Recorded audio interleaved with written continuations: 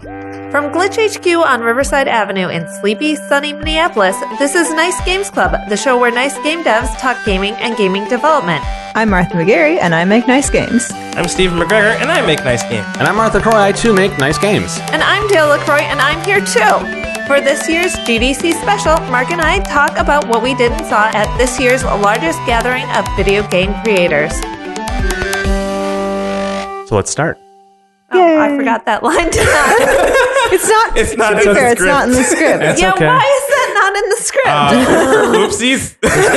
Because we were scrambling this episode together. That's kind of Dale true. and I got back this morning at 6 a.m. from the day we're recording. It's now like 3 o'clock. Yes. And so we had a little bit of sleep. Yeah. A little bit. We took a good nap. Yeah. GDC for us ended yesterday. Hopefully we'll get this episode out to you before too long, a couple days from where we record it, so we can give you these impressions right away before we forget them and fall into a week-long, conference crud despair. Yeah. That's what everyone says at conferences, like, oh, you're gonna get the conference crud. And I'm like, okay, fine. And then you do. Yeah. And then it happens. It's just how it is. Yeah. So what happened in Minneapolis while we were gone? I hear you recorded a podcast. We did. You did an episode with Ellen. Yeah, we did. And it went really well. Yeah. So yes. that one, you listener has not heard that yet. We're doing these out of order so you can get our GDC soon. In that episode, we say the next episode will be the GDC episode because we didn't realize this one's coming out first. Yep. Our listeners expect nothing less. Right? Yeah. I talked to a lot of people at GDC, so we'll have a bunch of new listeners. So Sweet. for everybody new, they are terrible at calendar math. Yes. Right. So anytime they talk about when something's happening, they do this long pause and then they think about when is this episode coming out versus when is this event happening? Right. And we are always at least a day off. Oh yeah. At least. Yeah. It's charming. Yeah. It is charming. We hope. Someone needs to put together a wiki for our references and All the inside time. jokes. Yeah. Yeah. Oh, you guys are terrible at it. it's pretty funny. Before we start talking about Mark and Dale's experiences at GDC, I did want to bring up like the different news things that happened in GDC that weren't necessarily pertaining to GDC. Yeah. Stuff did happen. Yes. So Nintendo announced a whole bunch of Nindies, and then Nintendo Indies. Clever name, I guess. And one of them was Cadence of Hyrule. Yes. Are you very excited about this, Martha? Yes. Yeah, it's the for the people who made Crypt of the Necrodancer. Yes. And they are taking the Zelda, franchise and making Crypt of the Necrodancer like Zelda themed skin thing. I'm so excited. Yeah, it looked pretty good from that trailer. You get to play Zelda. This is something that Nintendo has so far failed at. So This is true. I'm here for this. Yeah. I think it's going to be. It's also very surprising because like Nintendo hasn't allowed how did they get that IP? Yeah, an indie game developer has not really been allowed to mess with Nintendo things until now. It feels like sort of similar, but like a next step up from what Shovel Knight had when they got their own amiibo. Yeah. Although actually the story of how that happened is super interesting. You should look it up, listener. Oh, also, Shovel Knight is in Smash and is the only indie thing. Well, not. I guess the only trophy, right? The only Sys trophy in Smash, which is wild. But it also, I think, Smash also had a bunch of different indie like spirits or whatever too. Yeah, like Shantae and stuff like that. Mm-hmm. So. I guess they're like trying something new now. Yeah. I don't know. Well, I mean, one of the things that you learn when you go to GDC is like it's like any deal can happen with anybody. Yeah. Like, it seems like there's like these like, oh, that's not how it's done. That's not how it works. Mm-hmm. And it's like that's not how it has worked, maybe. Yeah. But the barriers of communication, especially, are much lower. Mm-hmm. And so which isn't to say that these things are going to like explode. All this more of stuff like this. It's just much more possible now than it ever was. Yeah, that's really good news. Mm-hmm. Totally. Speaking of weird crossovers, Cuphead is on Switch, which isn't that surprising because I think it was supposed to be a timed exclusive, but it's coming with Xbox achievements on your Nintendo Switch. Mm-hmm. We're in 2019, people. This is our life now. But I wonder if Nintendo had its own achievement trophy style system. Yeah. Like, would this fly? Oh, probably not. because a lot of this is Microsoft is trying to, they want Xbox Live everywhere. Yeah. Right? They announced, for Android and iOS support for achievements and Xbox Live services. Yeah. And Switch has been rumored, and this is the first case of it. And Cuphead it's a Microsoft published game. Yeah, that's true. So, this all seems like the right experiment to try this with. But you have to wonder, would Nintendo have allowed it if they had their own system? Well, I mean, we could look at Steam for that because Cuphead is also on Steam, right? And it just uses Steam achievements; doesn't have Xbox Live achievements. Oh, okay. So I think if Nintendo had, I don't think Nintendo is interested in having achievements, but if Nintendo did, they would probably not want to do this. I'm sure Xbox wants to do this because that means Xbox stuff is on Switch. Right. They get all their grubby hands on Nintendo things. Well, Xbox is more of a brand proposition now, than a product. Exactly. Yeah, that's true. And it sounds cynical, but actually that seems kind of like an interesting play for I like that every one of the console makers is carving out its own identity in space. Yeah. And they're not just three identical boxes running the same multi-platform titles. Yeah. It's pretty cool. Yeah. I'm glad for that. So this is a new precedent. Also, Quantic Dream games will be on PC. Games like Beyond Two Souls and what's the one that just came out? Detroit. Yeah. Those will be on PC. So those they weren't already. They were not. Oh, I think they were PlayStation exclusives. Oh, okay. So now they're coming to PC and you can play it on there. More people can give it a shot. Dale, you and I played Beyond and Heavy Rain together. Yes, we did. And you were driving the controller, and I was like, "Do that," and you're like, "No." And that's basically how we played it, and it was pretty fun. I do not recall this. Do you remember the press X to Jason thing? Oh yeah.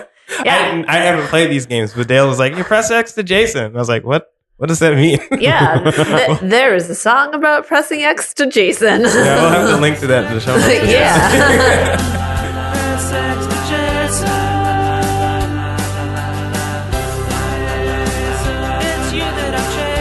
In that, I got the Good Dad Award. Oh, yeah. I will not shut up about it. That's right. I'm such a good dad. That's right. It started your obsession with playing good dads in video games, right? Which is why you liked Octodad so much. I did like Octodad. It's also how I think I would be a great dad, but not a good mom. And that's how we don't have kids. I aspire to be a dad. Yeah. In other news, also Vampire the Masquerade's Bloodlines 2, the sequel. That can't be a real thing. Like a vampire. Yeah. Well, the original one is like the original one is like a cult classic sort of thing. Yeah. And I think it's like a role playing. A cult of vampires. Cult of vampires. Oh, now I remember. Yeah. It's kind of like pen and paper RPG, right? Yeah. It's more like that. I guess they're just releasing a new one. I didn't watch the trailer or anything, but I'm sure people are excited because I know a lot of people are really into that game. So. Yes. So, Mark. Dale. Yes. We have gathered you here together today. For one and one thing only. GDC top. Yeah, GDC was really good this year for me. Yeah? For maybe reasons I can get into in a bit, but we can talk a little bit about what I saw at the show.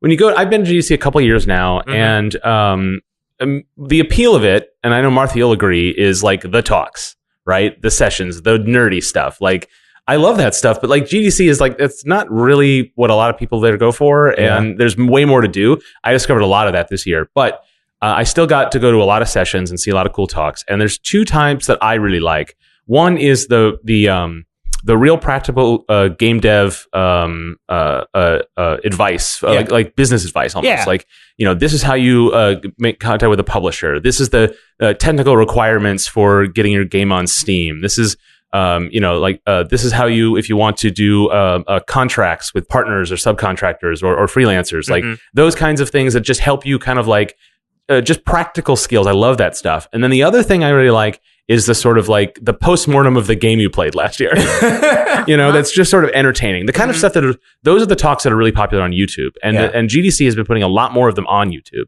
So I'd say if you feel like, I don't have the money to go, like you get, if the talks are what's appealing to you, you get so much of that just for free on YouTube. Yeah. And you should not have any FOMO about it because there's so much great stuff now available on there, and GDC's been a lot better about putting more of that out for free. So kudos to them, despite the fact it's still an overpriced event. There's also a thing I discovered this year called Not GDC, and they have a bunch of people who couldn't go to the conference give talks, and they're all for free on their website. So that's awesome. And they also have a Discord server that you can join and talk, and anyone can give a talk. You just have to pitch it to them and be, Yeah. So it's like almost an unconference. Yeah, it's an unconference called Not GDC. That's really cool. Yeah, because it's not. Yeah. And speaking of free things, GameDev.world. Which is an effort from Rami Ismail and some others. That's going to be in June or July. We'll put the exact in the notes. That's going to be, everyone's going to do the talk on Skype from home, I think. Oh. And then it's going to be live translated. Oh. And it's all going to be for free online. Wow. And it's what an amazing concept and idea. And I really hope it's successful. Yeah. That's cool. Yeah. I hadn't heard that. Yep. GameDev.world.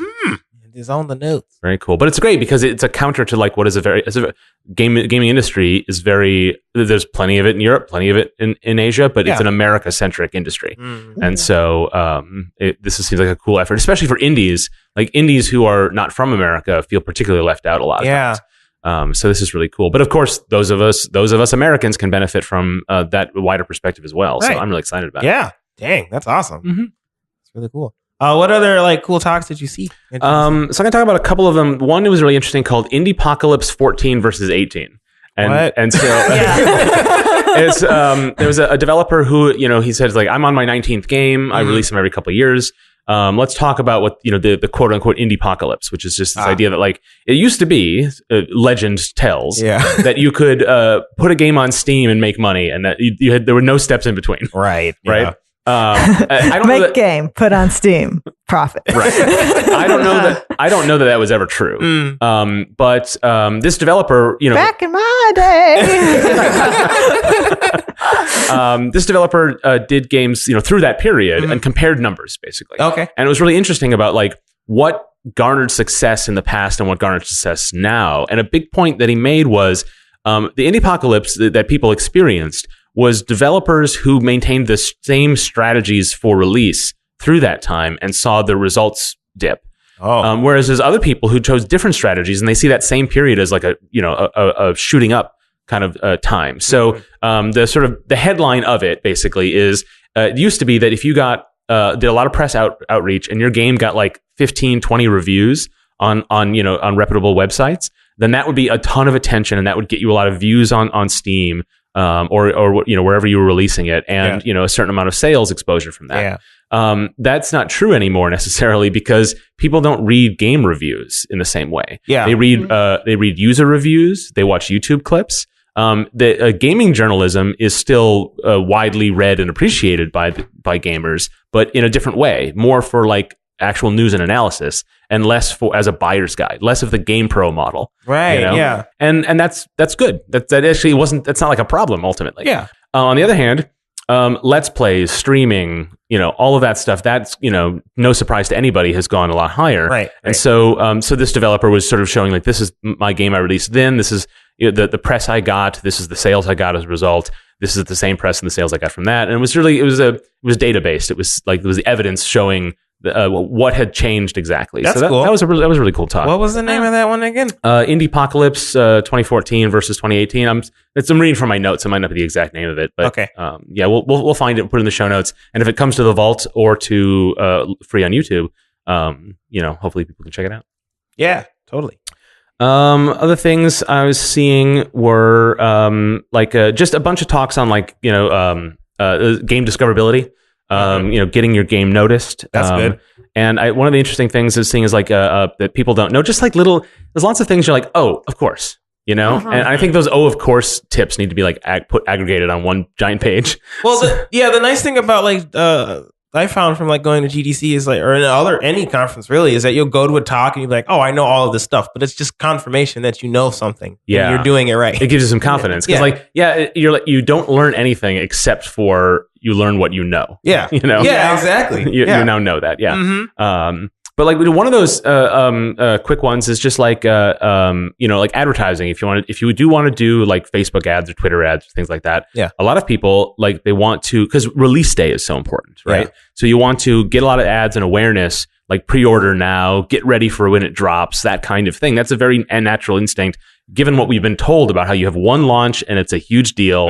Gamers don't care about a game that's 2 weeks old, like if they're hearing about it for the first time, weirdly. But the advice here is advertising is like, save your advertising for after launch, because then someone can click it and buy it. Like on impulse. Yeah, of course. Like that's such an obvious thing, but like you don't, and maybe that's already, clear to a lot of people. But to me, I was thinking like, my attitude was like, no advertising at all, because it doesn't work. Right. But, and that's kind of true, but like that kind online advertising. Yeah. But if you're going to do it, don't do it before launch. Don't do a pre-order advertising, because that's that funnel of attention, interest, and intent and action. It gets smaller and smaller, those audiences, as they go down the sales funnel. Sure, yeah. Like you're just adding one more step in there. Yeah. So go ahead and if you're gonna do it, save it for when there's actually a buy now button.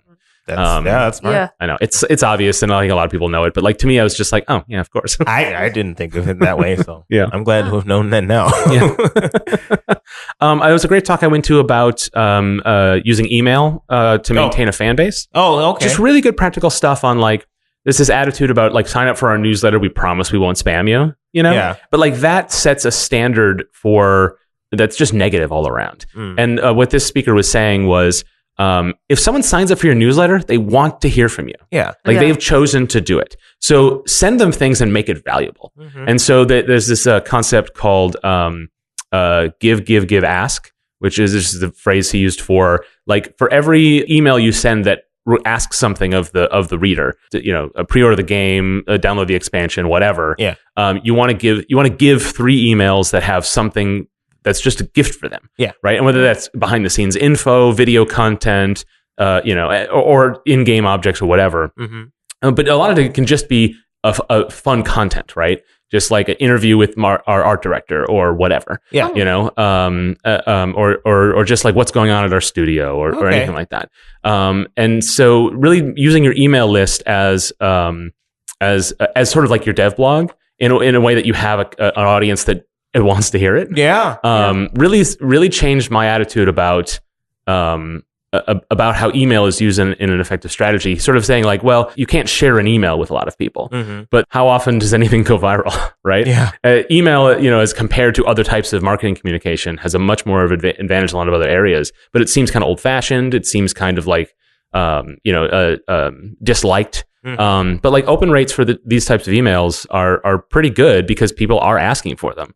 And then they'll unsubscribe if they don't want them anymore. Yeah. And that's fine. Like, you can't trick them into anything. So it's true. If you treat it like an honest relationship, it actually can be really effective. So I thought that was really cool. Yeah. And it made me think about like, like if when we release Widget Satchel and then, I continue to work on Metro Nexus, letting me work on like, well, would that be something I'd want to do for Noble Robot to have just build some brand around a stable of products that one day we'll have that could, develop an audience together.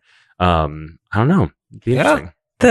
The macros have an email newsletter, and instead of the line like "we won't spam you," they're like, "It's not a pyramid scheme." I don't know who keeps saying it's a pyramid scheme, but it's not. And then at the end of every newsletter, they have like a word find that's in the shape of a pyramid. Nice. It's pretty good. That is pretty good. That's very cool. I went to a talk on from Valve about called the Steam Business Update, which is just they couldn't even come up with a fun title. Oh yeah, that's a terrible title. Valve is like an investment firm now. Like they're all about numbers. It's hilarious. Anyway, but it was a couple of people from Valve talking about different things coming to the platform for developers. Okay, and the first person got up there and almost you could hear it in their voice. They're like, "We know you hate us. We know you don't believe anything we say, but we promise this talk isn't spam." Yeah, right, but the talk was actually pretty good, and there wasn't there was a Q&A, but nobody got up and yelled at them. So that's good. You don't yell at people, I guess. Yeah, but it was nice. They talked a lot about like developer hubs. Is a new feature for Steam that came out last year, and they detailed some of those updates and other recent ones. Okay. But they also talked about a new thing called Steam Events, which is a thing that's going to be coming out this summer. So if you have like a live game like that has regular updates, this might be outside the scope of a lot of our listeners and certainly myself. But it allows you to tie like events in game and have them populate into the user's library. So the Steam library is getting a visual overhaul. Okay. To organize things a little better. It shows you your last played game. It shows you games in your library that have recent updates. Oh. So you can sort of continually stay engaged with it, and that uses this event system that they've come up with. Okay. And so it's real simple kind of stuff, but like should make owning games on Steam a more pleasant experience. Yeah. For gamers. So that's kind of cool. And for developers, in my mind, it just says, well, if you don't have a game that has a lot of updates, then you're going to get pushed down into people's libraries. Oh. Yeah. Then that's good for Treasure Stack. No, it really honestly is. Like, well, when you come out, like, you don't have to necessarily advertise your updates to your players, because people with Steam libraries, their games get updated all the time and they don't know what's new or whatever. They have to be advertised to once again, but this kind of system will then populate up essentially what it's a blog post into their own libraries to say like games with recent updates. And that's the thing I was thinking about the whole time in this session is like Valve really, they shape how games are made by the way they offer these tools, because it really encourages even indie games. And Treasure Stack's a good example of where you guys have found the balance right. It's like, have this sort of almost mobile style update cadence, but with a real premium console game experience. Yeah. But I don't think everybody can do that. Right. Yeah. And I think so I think it will be actually really quite good for you guys. Yeah. But for a lot of indie developers, I think it's going to encourage them to try to do something like that, but in a way that probably won't be as good as the way you guys naturally found that kind of a development process. Yeah. And I think about that all the time, that like they have so much power, and I just don't know that they know that.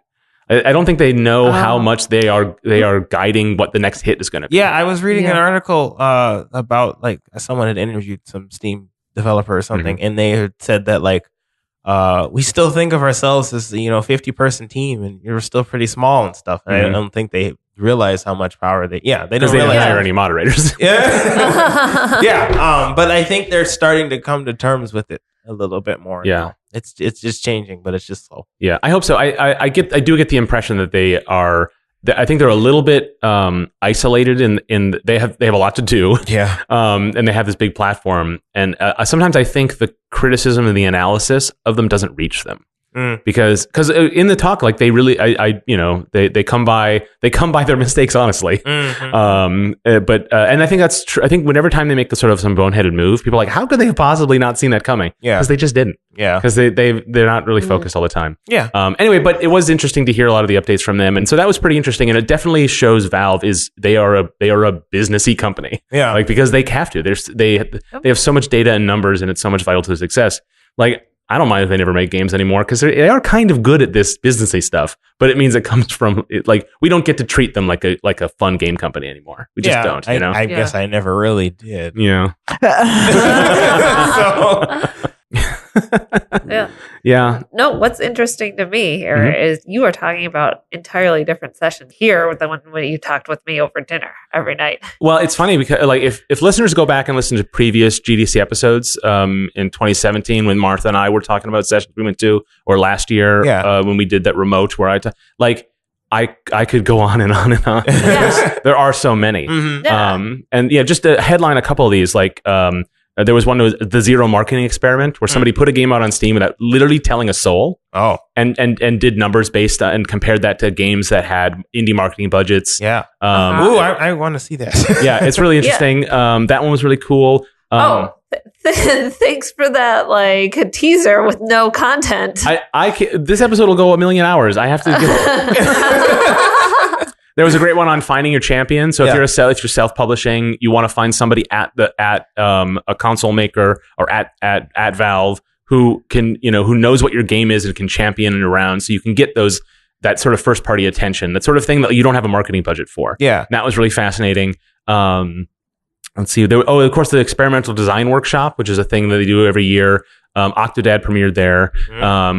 Portal premiered there. A bunch of games that went on to sell really well premiered there. And it's a bunch of small presentations by developers showing off what they're working on now, and that have been curated by the panel organizer to be this sort of interesting new experimental. And Martha, there was a linguistics point and click adventure. What? I'm excited about that. Yeah. What? Oh, wait. Is it the one where you're translating stuff and I mean, yes. they're kind of in a desert and kind of an archaeologist person? Is that it? That sounds sort of close. You have this. There's this language of symbols. Yes. And some of the symbols are animated, and character NPCs will speak them to you, and then you can take those and you put them in your library, and then you can chop them up and resort them, and then speak them back. Once you hear a symbol, you now have it as your inventory, and a sentence you can, and you have to deduce what they mean. But what's interesting about it is that you don't actually ever translate the language. All you do is become a speaker of it.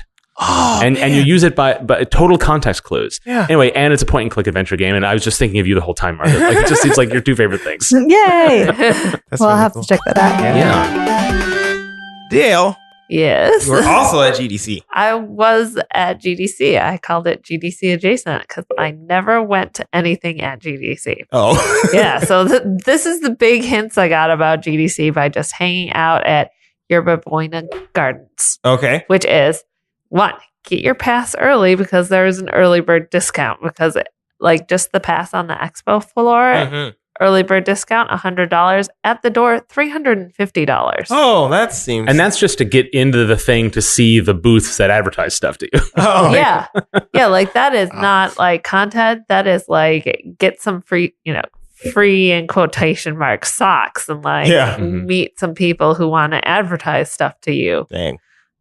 So yeah, but there are a million different levels of passes. Like just sitting in the gardens, I'd like watch people, and some people had expo only passes. Some people had like audio only passes. And I was like, is that where they make you sit backwards towards the stage and listen to things? But no, they're like, it's for people who are on like sound design or music design.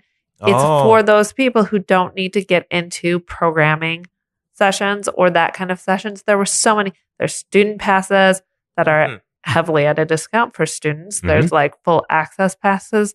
There's summits only passes, which I don't exactly know what it was. But So like audio, like the audio summit, and then there's the independent games summit. Yeah. And then there's a couple of the education summit and the Okay. career track summit. Yeah. And you can get a summits pass, which gets you access to all of those. Oh, Yeah. Interesting. yeah. And not like being in GDC, I was like, that is so many different levels of so many different things. And that's so confusing.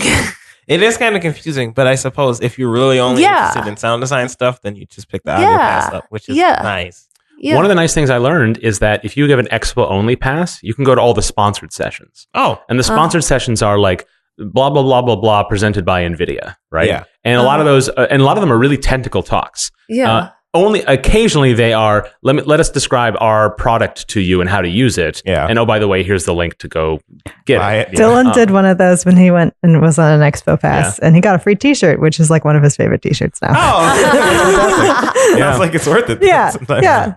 I don't go to a lot of those, but So it definitely helps if you get that early bird like for $100 instead of the $300 Yeah. at the Yeah. door. yeah. Because then the T-shirt's only $100.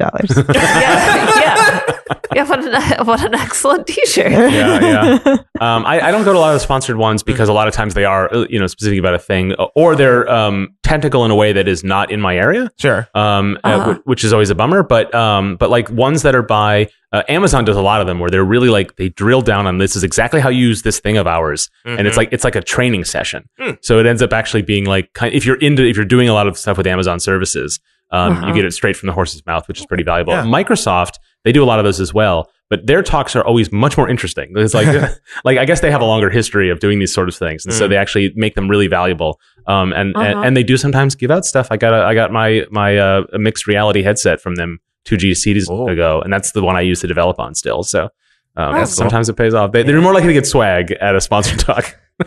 For sure. But if you have just an expo pass, like, the sponsor talks, they might not be like, the real deal, but you get some of that content. And I think a lot of the sponsor ones don't end up on the vault ultimately. Oh. Okay. Because they are not put on by GDC Sure. exactly, even though like from attendee perspective, it's Yeah. hard to tell the Make a difference. difference. Yeah, Right. like just from an outsider perspective, it was very, very confusing because I kept seeing like all these passes with all these different like words on it, and I was like, okay, what's the audio only? And people would explain it to me, and they were all very nice and like.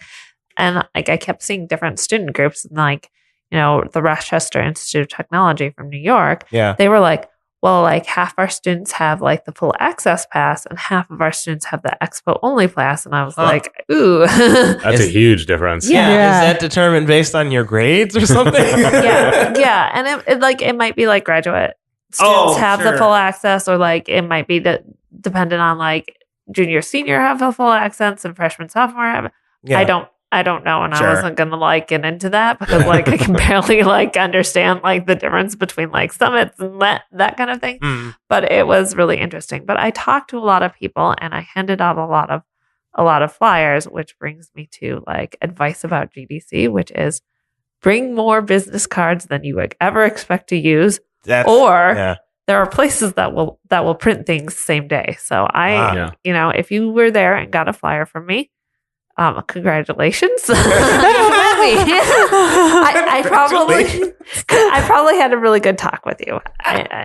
Congratulations. You like that, huh? I did. I actually ended up printing more when we were there. Like the first night, we realized that we really only had like 40 left after PodCon. And so we sent it off to Staples to be printed, and I got rid of all of the ones that I had that first day. And then I walked to Staples and picked up a box, and then and then so that I'd have some for the rest of the week. But Mark, you had like 2 business cards by the end of the week. I brought more than I thought I would need, and I gave them all away. I got rid of those last 2. Oh wow! Yeah, business cards, So bring a lot of business cards. What numbers did you, if you could approximate? I think I had probably like 50 or something. Okay, and that feels like a lot, you know. Yeah, but it turns out no. But okay, and people give them away because like I was very honest about what I was doing there. Like, you know, like I met people, I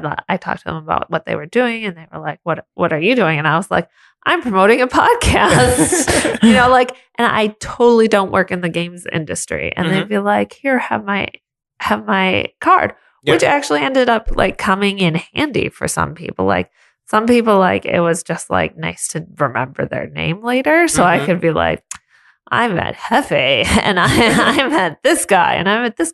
Okay. You got to tell this story start to finish. Oh, it's GDC magic. Yes. I made somebody's GDC. Oh.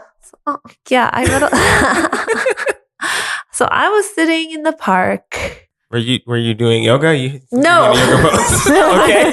This is just the calm beginning of the story. Okay. I was sitting in the park, and then I just like go up to people and I talk to them. And like I had started this day, like this was Thursday, so it rained on Wednesday, and I hadn't done anything on Wednesday. And I just started out the day by asking some guy who was sitting on the ground how his butt was, meaning, is it wet? Like, can I sit on this ground without getting my butt wet? And I talked, and he was there for GDC, but not going into GDC. He was just there to like hang out with his friends. His family was in the area. Okay. He was very nice. And then he had all these friends that like he kept bringing in, and he was like, these are my friends. And like, they're playing like Jenga, and like, and then so I got to meet all his friends. I got to like talk to all his friends, and like, his friend, he went away, his friends went away, like their friends came in. I got to like, I just like basically sat in like kind of the same area all day. And like people just came in and talked to me. Yeah. And I got to prove that I had friends too. Then Charlie came by when I was like, I also have friends. And then Charlie walked by at that exact moment. And I was like, look, I have a friend. I proved it. But I was talking to this guy named Amir from Israel, and he was telling me about his game, which is it's a for fun game, but it is essentially to simulate what it's like to have anxiety. And he was telling me about like how he's developing it, and I was like, and my husband has this podcast. Here, have this thing, and he was like, here's my card, and I was like trying to write on his card, which like. It's nice when you have a backside to a card where I can like write notes about like what your game is. I could not write it. So I had it's like embossed with like what his game is because my pen wouldn't work on his card. And like a pro tip on that, don't get those glossy cards. Yeah. Because then no one can write notes on them. Yeah. Yeah. So like it's embossed in there. And then I stuck it in my purse. And then we started talking about podcasts, like podcasts. And he's like, oh, what other podcasts do you listen to? And I was like, my husband listens to all these gaming podcasts, but I don't. And I was like, you want another podcast? I have a podcast. It's called Felix Dragsdale Through the Marvel Universe. And he's like, and I'm like, oh, I have a flyer for that too. And I give him my flyer. So later that night, Mark goes to the ID at Xbox Mixer, which is independent developer at Xbox Mixer. Yes. Yep. Yeah, the ID at Xbox Mixer was held for people who were, a part of the ID at Xbox program, and it was a smaller party, but still loud and really talk to people. And I went to the party, which is a party where there is no music, and they are there to talk to people quietly. Nice. Okay. which was sponsored by Glitch. Yeah, they were looking for some last minute sponsors, and Glitch swooped in and gave them help.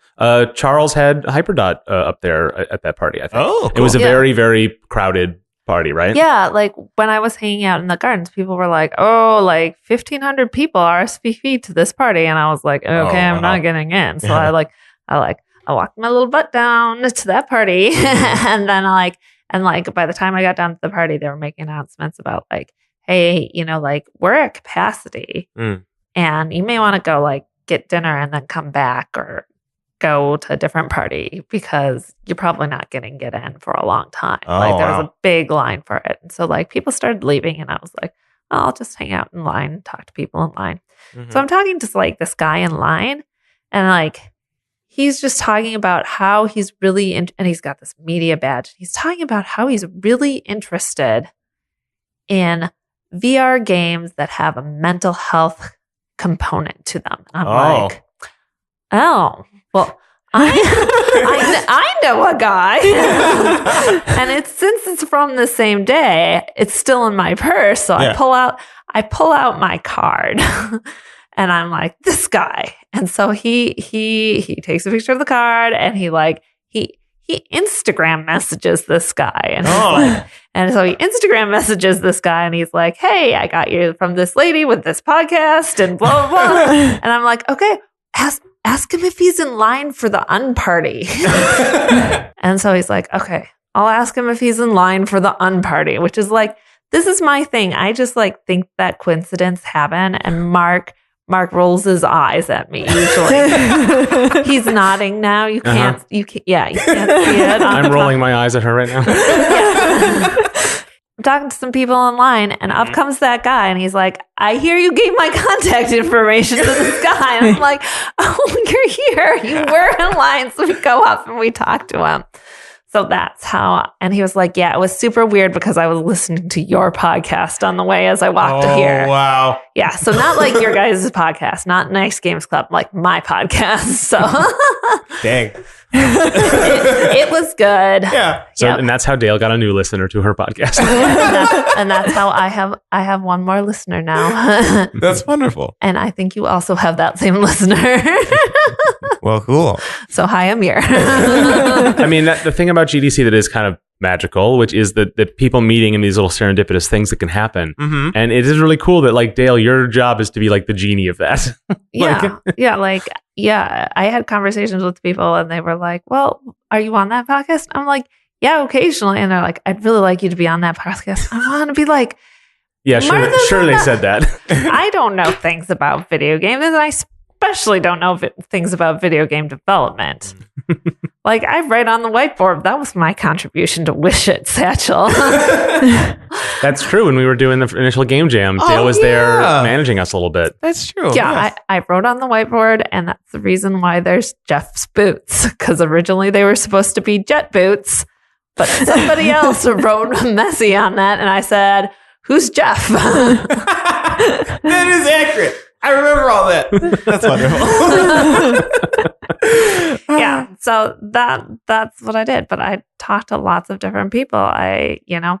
And it was, what was interesting to me is you would tell me about sessions. Like you went to a session about the animation in Spider-Man and how they hired like twice as many animators than on a regular video game. And then the next day, that guy I met in the park, he was an animator on Spider-Man. I was like, my husband went to a session on Animator. She's like, yeah, we had to like double our animation staff like during the middle of that. And I was like, that makes sense because that's a lot of weird animation. Yeah. And like you went to that Becca Saltzman session. And then the next day I met a guy from Vinci. Yeah. And I was like, I know what that is. And then like one day I went to an ice cream social and then I met a guy and he was like, I worked on this game. And I was like, I Expect You to Die is the name of the game. He didn't say that to me. Right. And I was like, I've played that game. And he was so pleased with that. And then I told him I hated it. And then he was less pleased with that. But he totally understood because like I told him about how Mark and I used to host a VR night here at Glitch. And I was like, that is an awful game for somebody like who is new to VR and then like has a limited amount of time. And he was like, yeah, I get that. And I was like, that game's really hard and you die a lot. I mean, it does say that in the title, but still. Cool. So I had a really good time not going to the expo floor. Nice. Yeah, and it's interesting because like we are two sides of this coin. Like I do quite like having those conversations, but I do not have the energy to get into those conversations. Yeah. So like Dale is the perfect partner for me. Did you get some illegal zines? I facilitated some illegal zine distribution. Context, please. Yeah, I have no idea what you're talking about. Yeah. So the only reason I know about this is because Kate Compton, who I met on the train jam, the year I went on the train jam. She does lots of cool procedural generation stuff, and she has a bunch of cool zines that she likes to hand out at GDC. And this year, because GDC official was like, we're going to do, okay, back up. In the park, for a long time, there's been like anti-GDC, GDC things, like not official GDC content, but people just like, we're going to give a free talk in the park and we're going to do all these free things. Yeah. And then GDC is like, oh yeah, we could do free things, I guess, in the park. Let's do free things in the park. So then because they were doing things in the park, the like staff of the Yerba Buena Gardens had to be like in the park monitoring things. And they got miscommunicated about what was okay to hand out and what was not okay to hand out. So they came up to people being like, you can't hand out that zine. And Kate Compton's like, yes, I can. You aren't the boss of me. Yeah. Yeah, I definitely heard about this. Yeah, I got a little like, hey, just so you know, and I was like, I was handing out flyers for a podcast. I was like, but like I was also engaging people in conversation because like that's me. Yeah. Is like, hey, they've been cracking down on this, and I was like, it was a zine. She was handing them out to her friends. Like it was not like a widespread like everybody take one. It was, and I was like, okay. And then there was all sorts of like union zines going on too, in secret there too. So it was, I want to be like, it was almost interesting. It wasn't that interesting. Well, a lot, at GDCs, they do crack down on like solicitation. Yeah. So this has been a year or two ago. There were a ton of morons handing out like blockchain flyers. Oh like, my God. Build your game on the blockchain because none of us know how this works. Yeah. And it got real spammy. Okay. And so I understand why they would want to like why they would feel worried about people handing stuff out, but it seems like a total misread of the situation. Yes. Yeah. Right. Yeah. Those flyers are not like cheap because they're beautiful. Yeah. And so I don't want to just like hand them out to everybody. Mm-hmm. Just like how like maybe 5 people got like my podcast flyers there because I was like, I am here for Mark's podcast. Yeah. This is what these people will enjoy. Mm-hmm. And you guys gave me great content because people wanted to engage with me and they were like, oh, what's the podcast like? And I would be like, oh, let me tell you about roundtables and like what kind of things. And like the episodes you released last week. Mm-hmm. Okay. Number 1, great episode topics because people really engaged with that because it was localization and accessibility. Yeah. But like you also started off the episode by just complaining about the snow. So like, there was a bit of talk up top. Yeah. Yeah. So like, way to like prove we're from Minnesota. Yeah. Yeah. The only thing people know about Minnesota is it's cold here.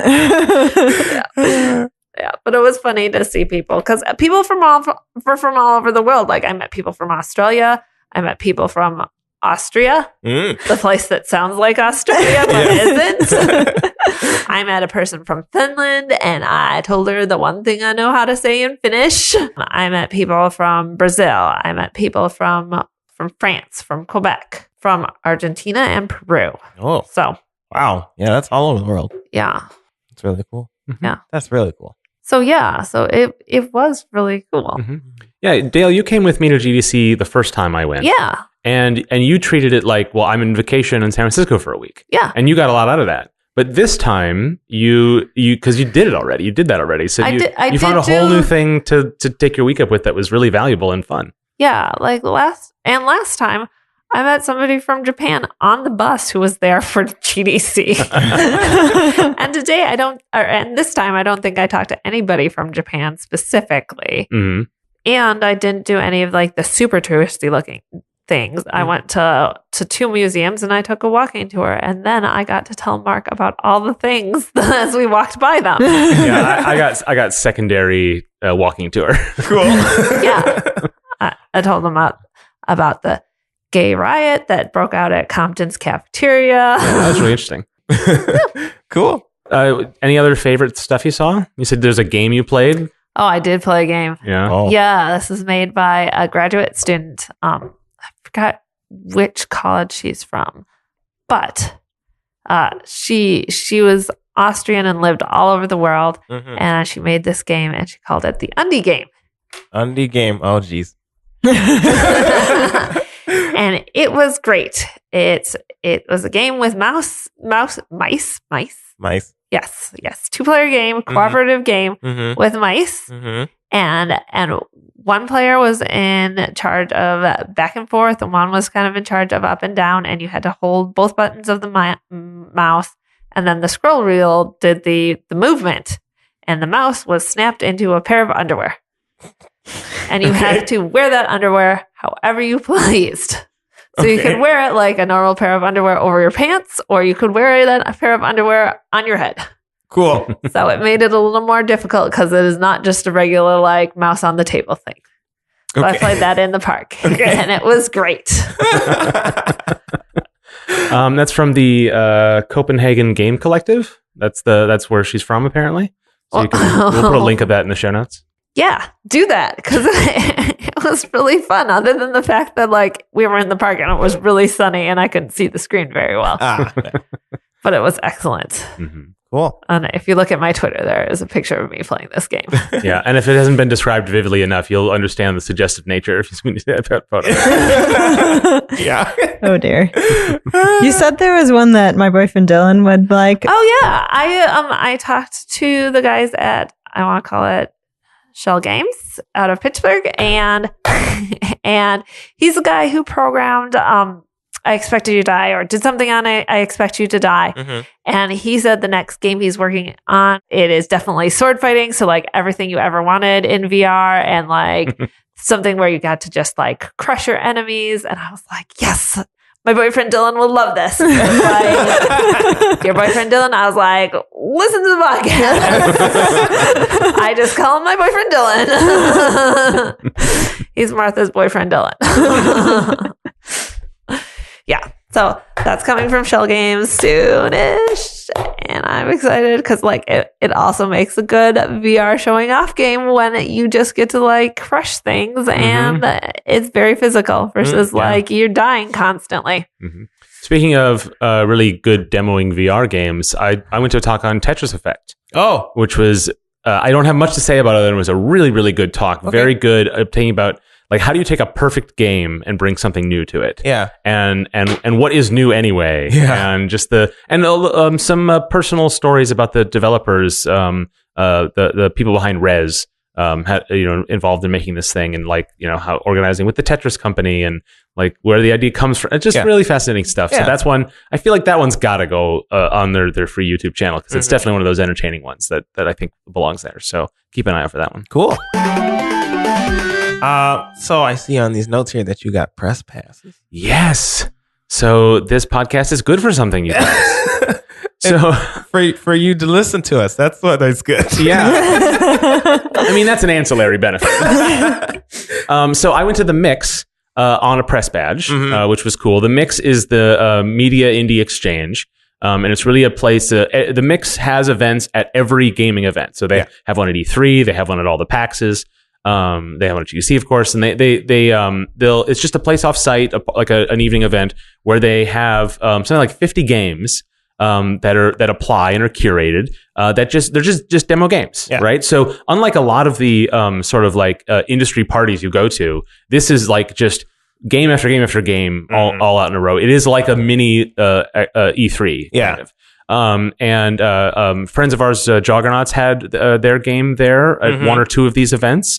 And it was very successful for them. And a lot of games that went on to great success got noticed at the Mix. Yeah, I went to the one at PAX. Yeah? Yeah. It sounds very similar to how you're describing it. And I didn't know a lot about how you go to these things, but they said you can attend either as an industry, a part of the industry, or as in the press. And when they say industry, they mean like, do you work for Ubisoft? Or are you an invited guest, like a Rami Ismail or something like that? Yeah. But I applied for a press badge because, like, we're press. Like, it's taken a while because we're game devs who do a podcast, but at the same time, like, we're press. So, I applied. I got a press badge. Cool. And I went and I just interviewed a bunch of the people at the thing. I almost want to save it for another episode to sort of go through my notes on that. But I talked to the people who are doing Untitled Goose Game. Which is really cool. I talked to the creator of Falcon Age, which is this amazing game, and it has this really, really great backstory, and it's a science fiction world, but it has these connections to colonial history, and it comes from a diverse voice, and it's super cool stuff. Yeah. And just to know, like, it is interesting too, because like Falcon Age is one that's getting a lot of first-party Sony support, and you see how they're promoting the game, how they're messaging it to sell it as a product. And then you get to hear a little bit more about the depth of the game that you wouldn't normally see until you buy it. Yeah. And so that was really fun. Yeah. And there was a great game called Away the Survival Series. And I want to call this one out specifically because with the developer like was really passionate and spent a lot of time with me describing how they made it. And I played it for quite a while. And the idea is it's a nature documentary that you play. So you're playing an animal, and then there's like a British narrator who occasionally comments on what you're doing. And that's kind of funny, but it's played totally seriously. So incredible visuals, realistic depiction, and it's meant to be a series of games that each are kind of like a docuseries where each one is about a different, like a life of a different animal. Sure. And but also it has a sort of post-apocalyptic world to it where you are meant to, there's like an oncoming flood that you have to escape. So there's a lot of like motivation, but then it's presented sort of, on screen as a recounting of those events from some, so it has a lot of layers to it. Yeah. And the first animal you play as is a sugar glider, and very, very cute and mechanically interesting in terms of how you would control. While remaining realistic. Yeah. And it was really funny because after I talked to him a lot, I showed him our flyer for Widget Satchel and our sidekick character Pinion, the sugar glider. Yeah. And so we bonded over that, which was really nice. That's cool. That's really good. But also I talked to some VR developers who are making this game where you have this corral of little tiny cute dragons. I spent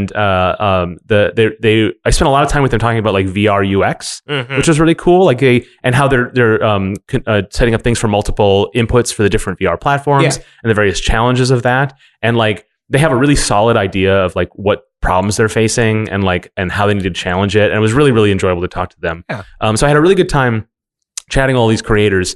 And a bunch. I'm in the show notes. I'll put links to a couple of these games that I saw. Okay. And maybe a little note on my thoughts on them because a lot of them were really, really cool.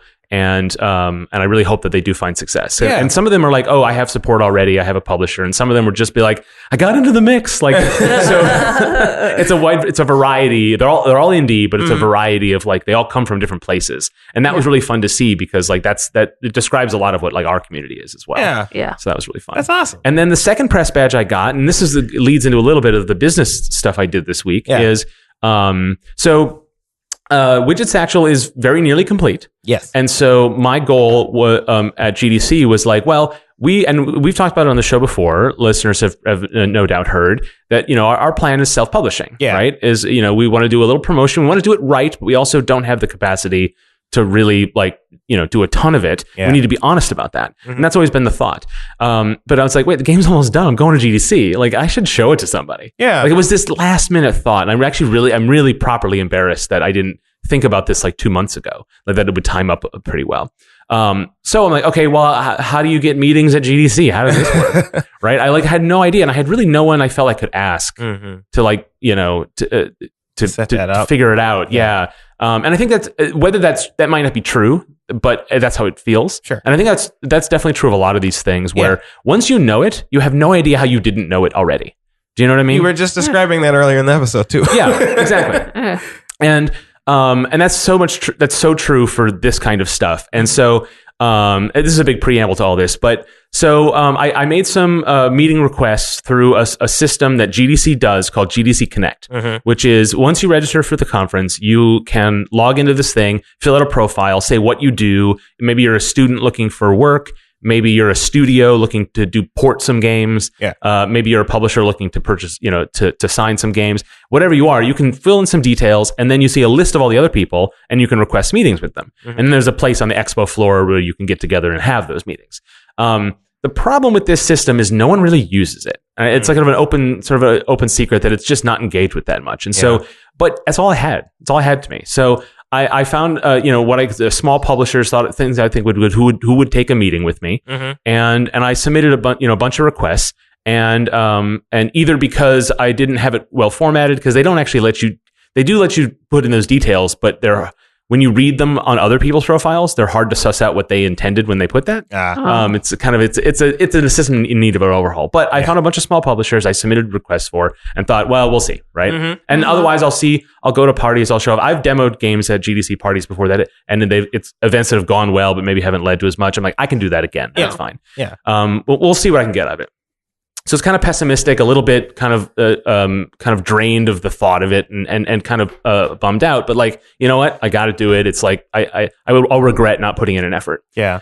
So one person said, "Oh, hey, I'm all my meetings are filled up actually, but this seems interesting. I'm going to be at this other event on Monday and Tuesday called Game Connection. Okay, and can you meet near there off site or something?" And I'm like, great. The fact that they put in a little special effort to make the meeting happen, that felt validating. Yeah. I'm like, I would love to do that. I've got time, no problem.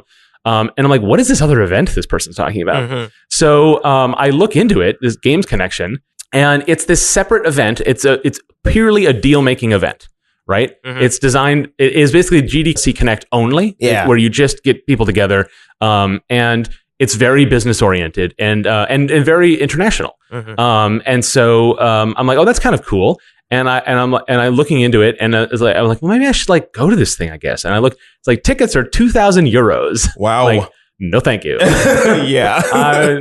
Nope, that's fine. I'll have that one meeting. It'll be great. Yep. No problem. Yep. And then I see a link that says request a press badge. Oh.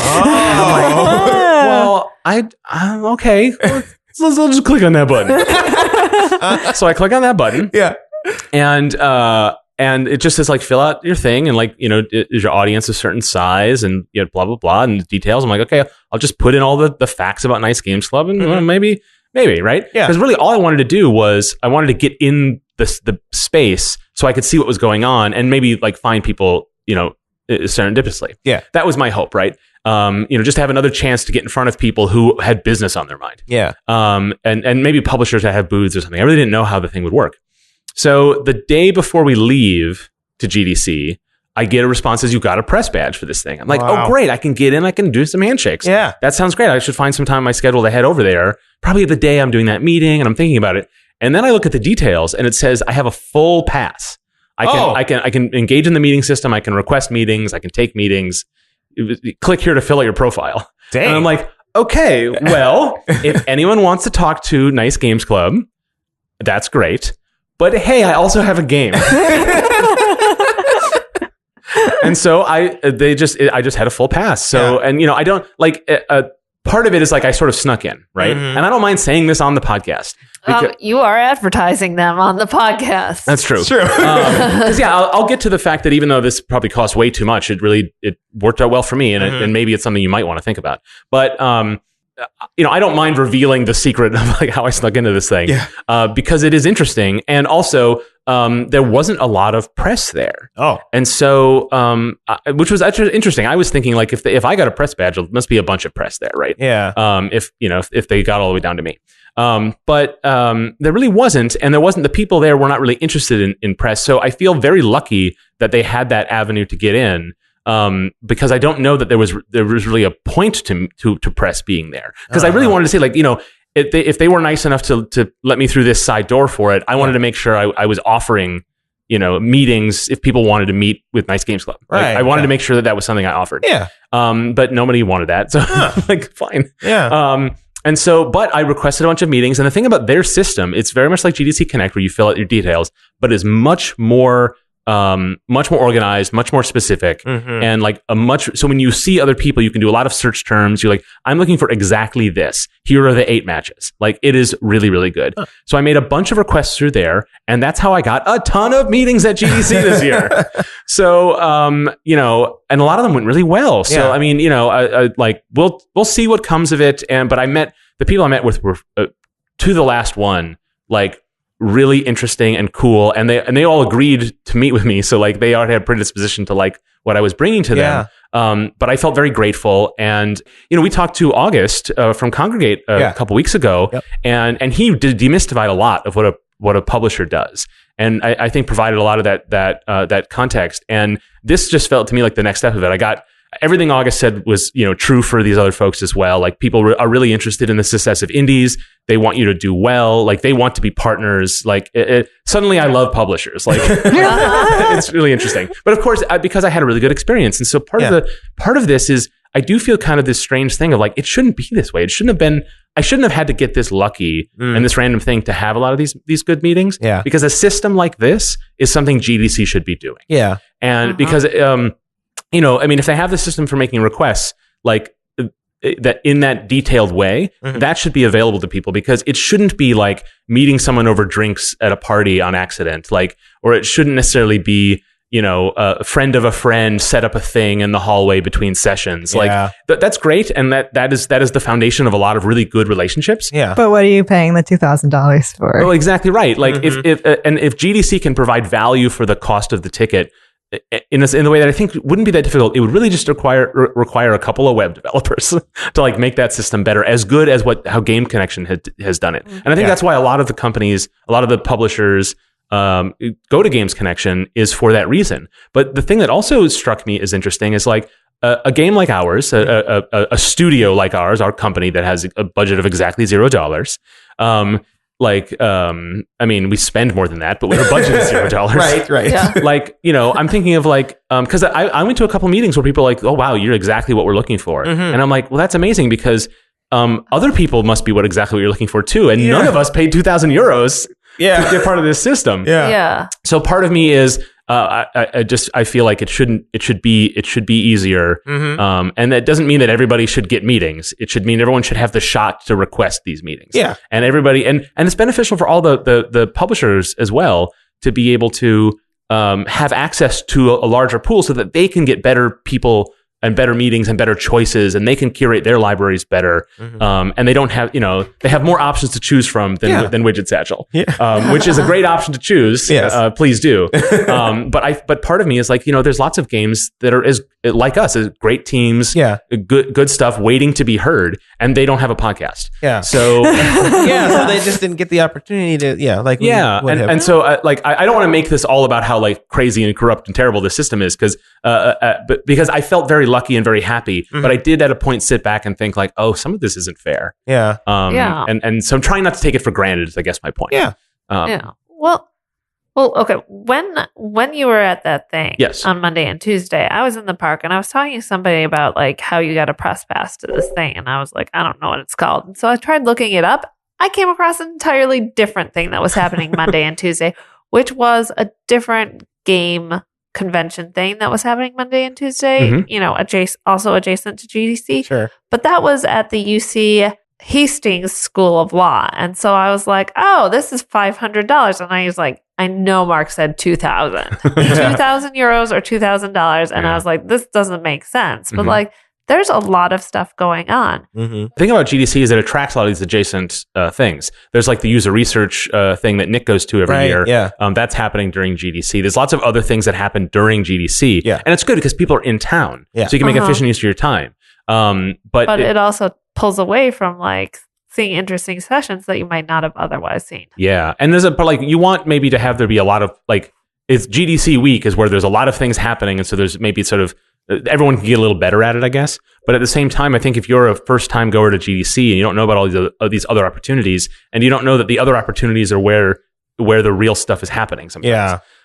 Yeah. I just didn't know the existence of this thing. Well, and it made a big difference to my GDC experience. When I went for I guess the only time I've been to GDC, I kind of felt that because I mean, Glitch did a good job of like introducing us because we went through the power leveling program. Yeah. And that was really good because like I did not know what I was doing, and I had Chip to help me. But then when I was on my own, I was scared. I didn't know where to go. I didn't know who to talk to.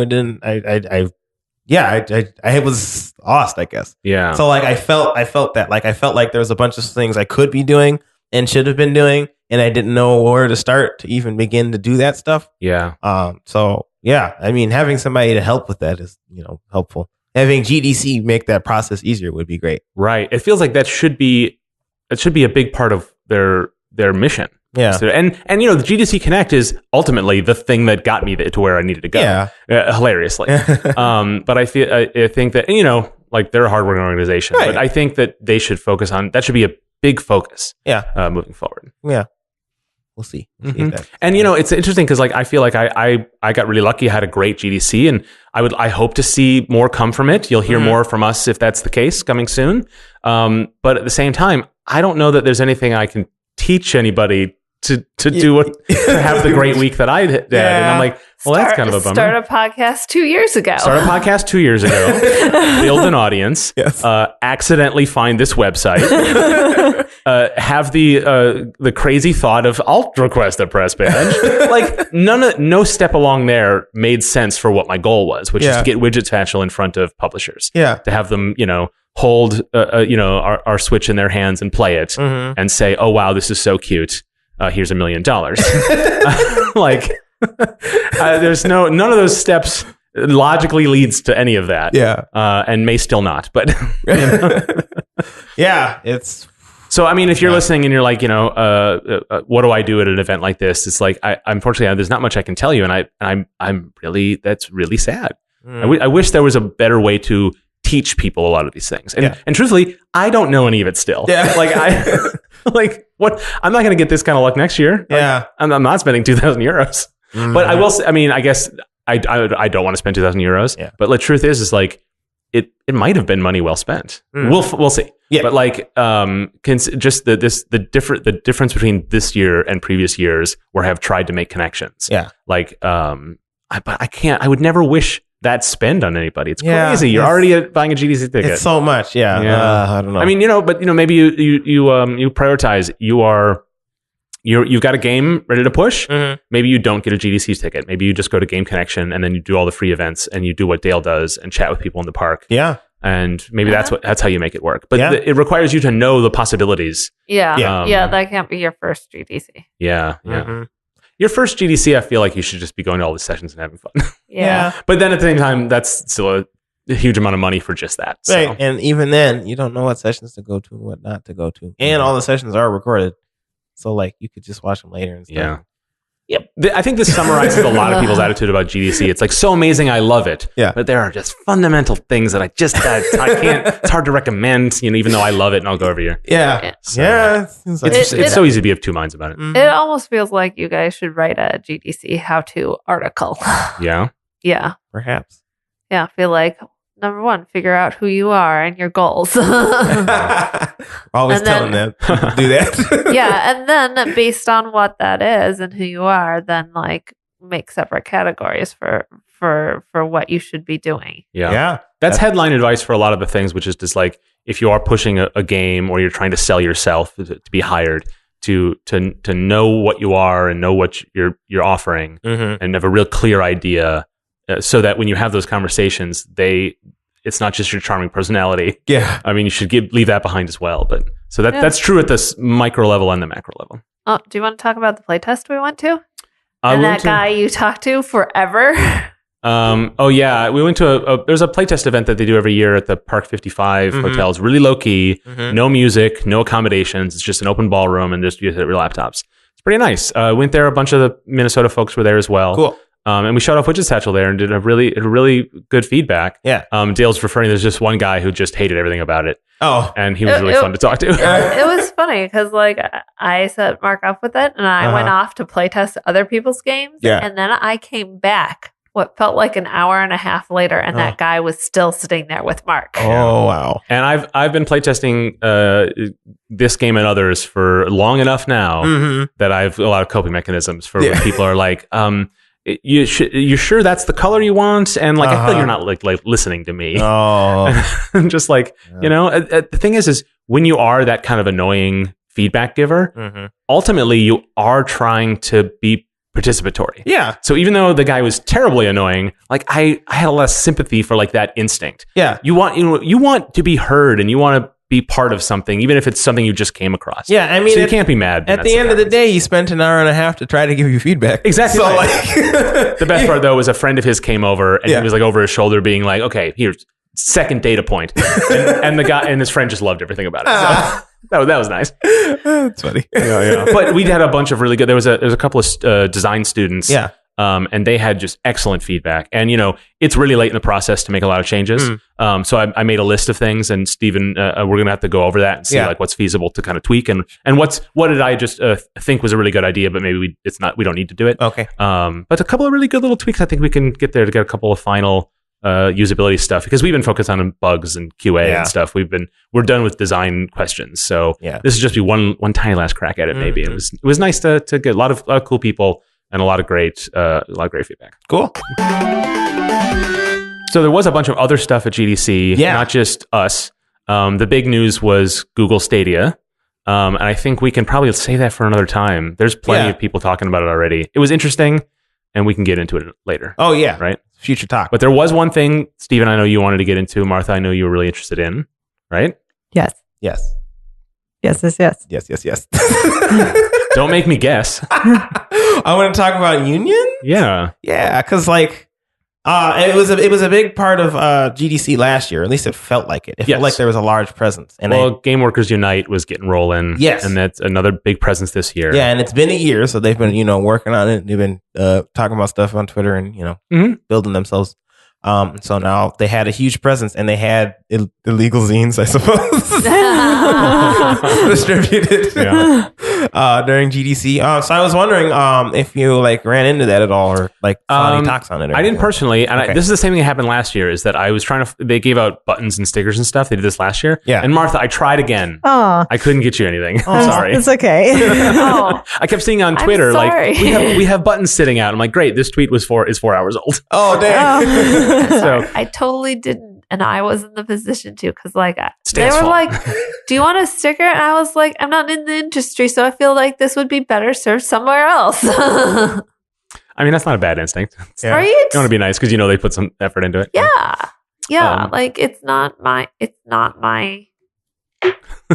It's not my union. It's not my people. Right, and your only mistake was not thinking of Martha in that moment. It's okay. They did have a whole thing where like there were people in the park, and then they were like, "We made up like swag bags for you." Oh, yeah. So then like they had distribution points and like people who were contact people who would like then like give it out. And so so I feel like one of the people I met in the park was one of those people. Cool. Right. That movement is really close to action in the sense that like we're all waiting for what's the first game studio that's going to unionize. Mm-hmm. And it seems like it feels inevitable. That might be optimistic. But Game Workers Unite is trying to make themselves, and that's why they do swag, and because they want to be like an official presence. They want to feel more than just a ragtag group, right? Yeah. They want to be a known quantity, something that not a trend, not just a movement, but a permanent thing. Yeah. Well, awesome. I'm glad that like it's still a process and it's still happening, and there's still something going on. Yeah. Yeah. Because maybe Pixel Lake should be the first. Maybe you should start organizing. Oh, geez. Don't put that pressure on me. Did you hear that, Steven's bosses? He's going to start handing out a clipboard on Monday. No. See, that's exactly the point, right? It makes you nervous, and, it does. And of course it should, because practically it's a nervous thing. Mm-hmm. But like that's part of what keeps it from happening. Yeah, totally. I mean, I don't think that like my group could. Well, we could. I don't know. Well, we talked about this. When we talked about unions. You don't feel that you need that protection right now. Right now, right? No. Like you've got it fine over there. Yeah, but like I would like that for other people, and I don't like how we keep hearing about people getting laid off or people losing their jobs. Yeah. And they don't have security, and like it scares people are leaving the industry, and it scares people from even joining the industry. Yep. And that really makes me nervous, like for future Steven. What is he going to do when like he wants to move on to something else? I don't know. It's a scary thing. Yeah. So like I want security in that way, and that's what I think a union could help with. But a collective bargaining strength within a company, but also within an industry, where there are many either unions that represent many workforces or companies, or multiple unions representing across a whole sector. Yeah. It sets a tone and it benefits a whole industry, not just a company. So that's why you need the examples to set it, to then it starts growing. Because just unionizing Activision isn't going to fix it. Yeah. You know? Right. Exactly. Yeah. It takes time, but yeah. I'm just glad that it's still happening. Yeah, and it's good that it becomes a flashpoint every year at GDC. Yeah, it is a very good thing. Mm-hmm. That's our show. If you haven't already, subscribe to Nice Games Club in your favorite podcast app, and be sure to give it a good review if you liked it or are nice like us. We really do need to know you're out there, so leave a review and tell all your friends too. They really do read your reviews, and especially if you fill out nicegames.club/feedback. Yes. We also want to hear directly from you, so follow us on Twitter and all the other things at Nice Games Club, and email us at contact@nicegames.club. Lastly, you can find out about the show, your nice host, as well as get all the links and other show notes to this and other episodes at nicegames.club. So until we start again, remember to play nice and make nice.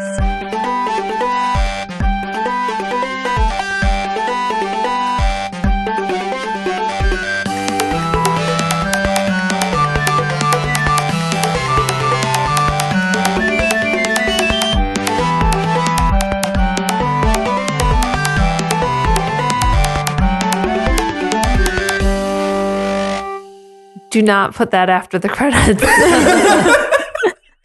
Noted. Yeah, I'll put a note there, and I'll remember what you meant. What? I'll put a note about that in being in the credits. Yep. Right there, so that no.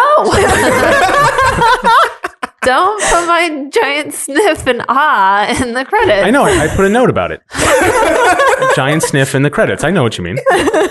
When I edit it later, I'll